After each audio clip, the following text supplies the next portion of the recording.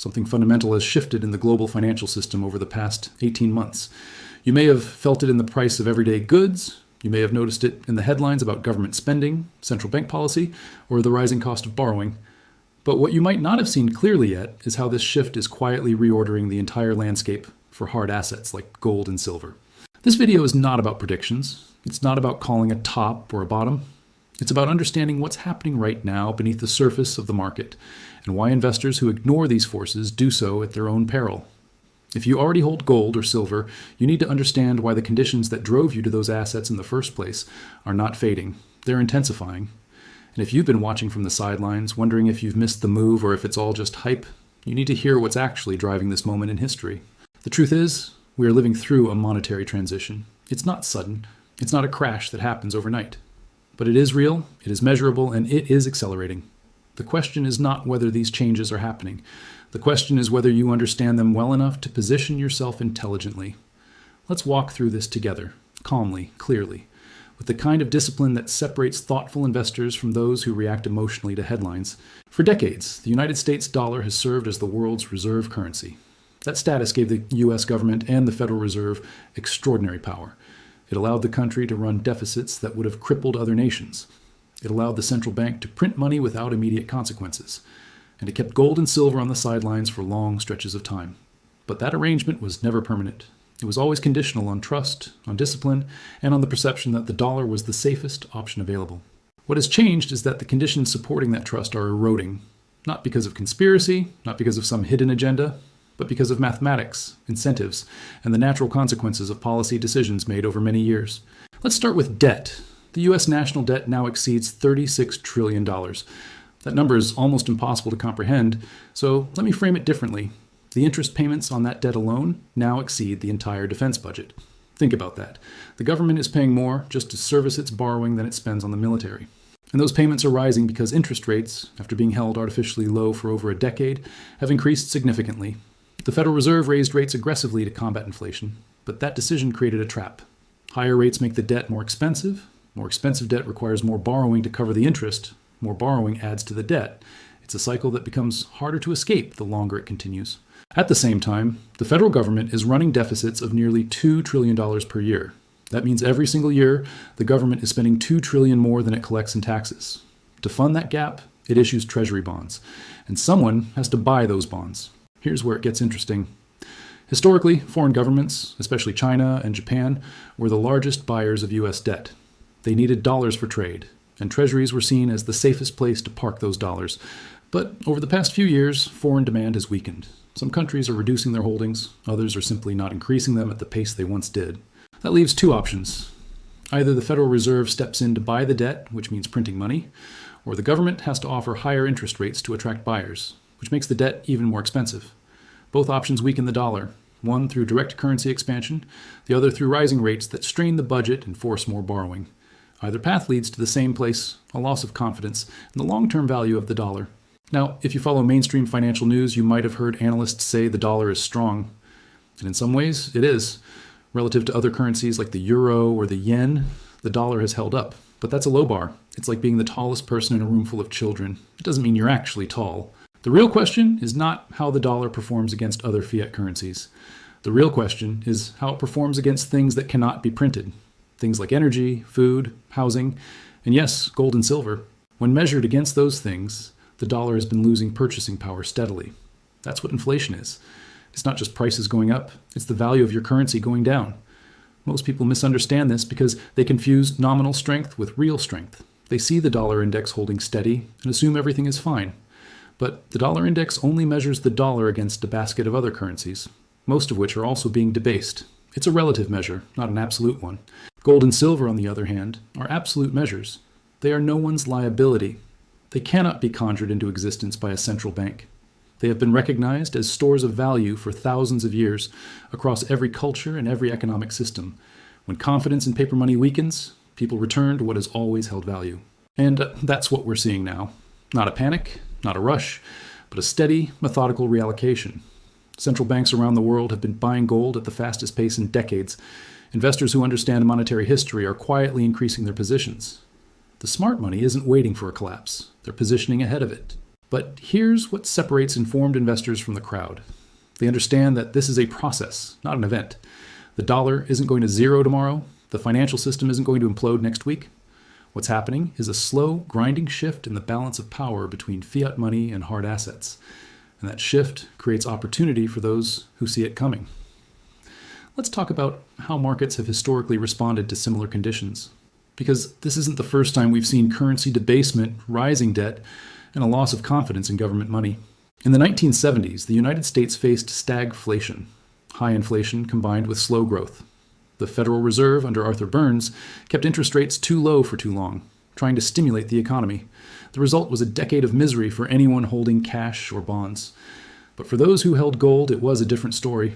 Gold went from $35 an ounce in 1971 to over $800 by 1980. That's more than a 20-fold increase.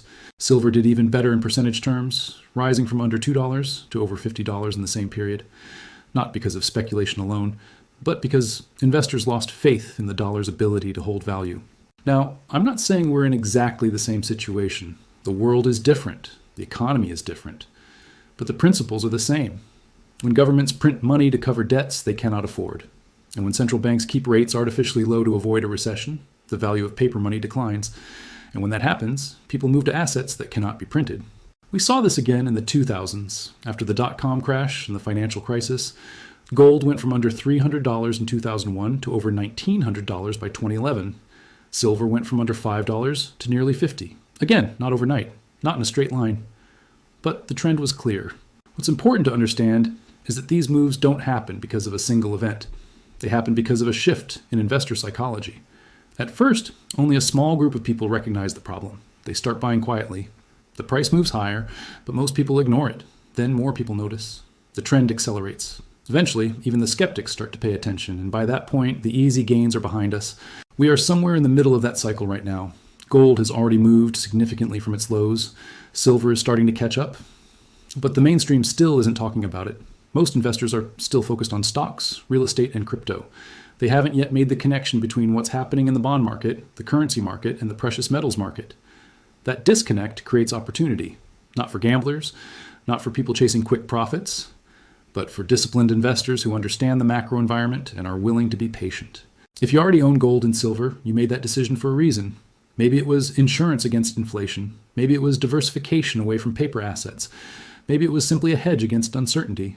Whatever your reason, the conditions that drove you to those assets are not improving. They're getting worse. And that means your position is not something to second guess. It's something to maintain and possibly to expand if your financial situation allows. But here's what you should not do.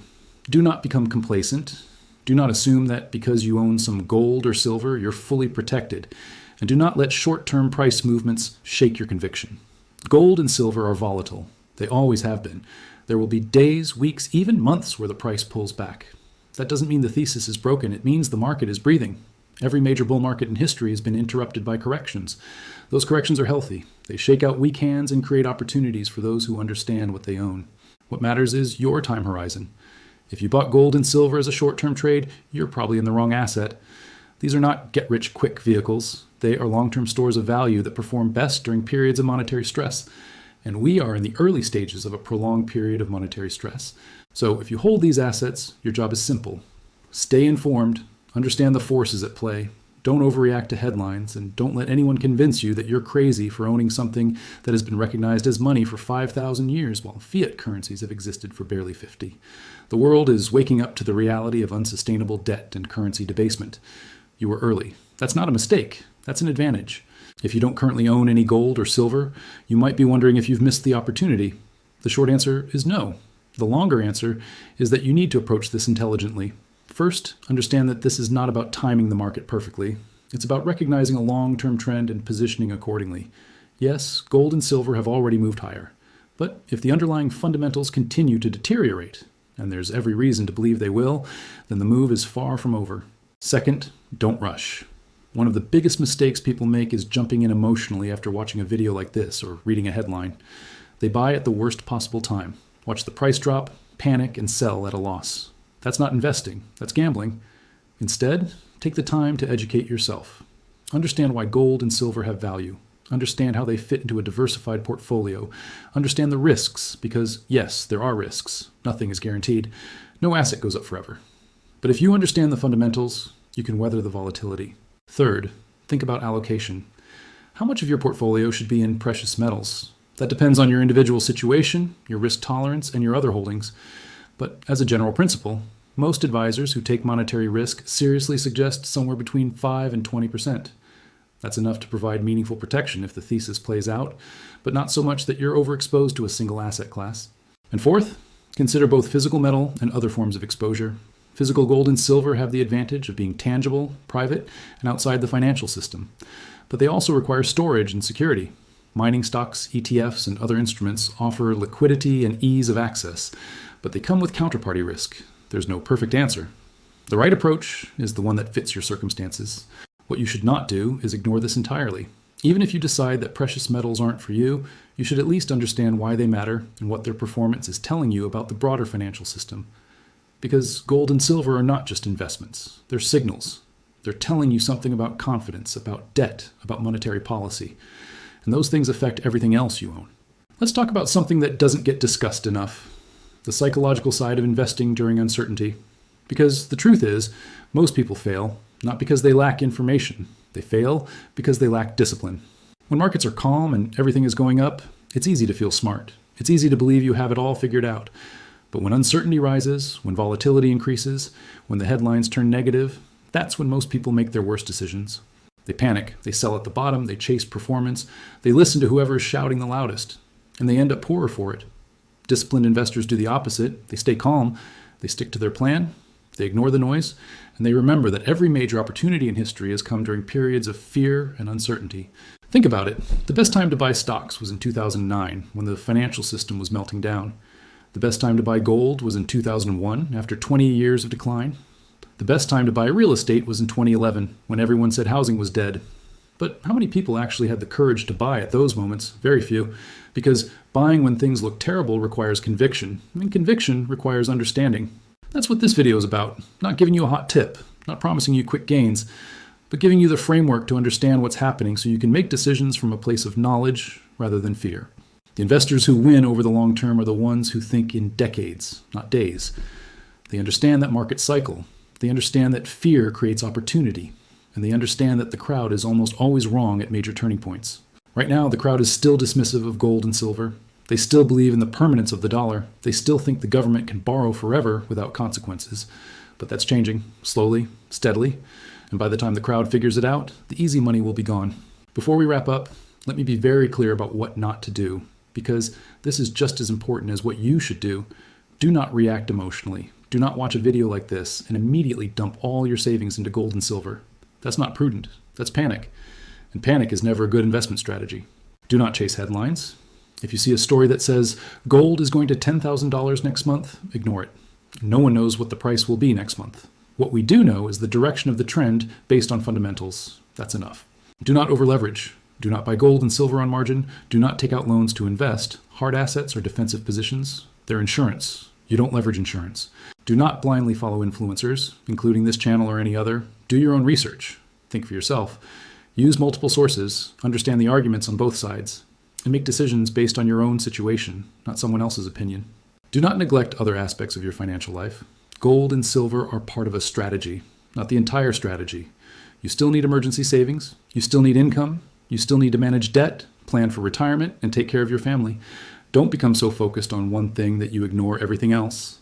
And finally, do not assume that owning gold and silver means you're bulletproof. These assets reduce risk. They don't eliminate it. Nothing does. The future is uncertain. All we can do is position ourselves intelligently based on the best information available. We are living through a historic shift in the global monetary system. The age of unlimited borrowing, endless money printing, and consequence-free deficits is coming to an end. It won't end tomorrow. It won't end cleanly, but it is ending.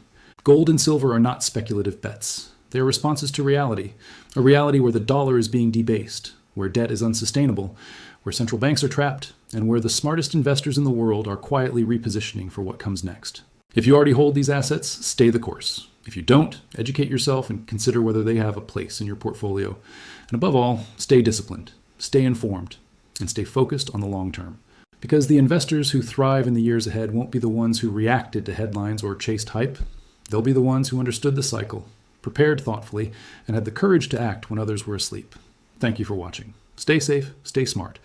And remember, understanding beats prediction every single time.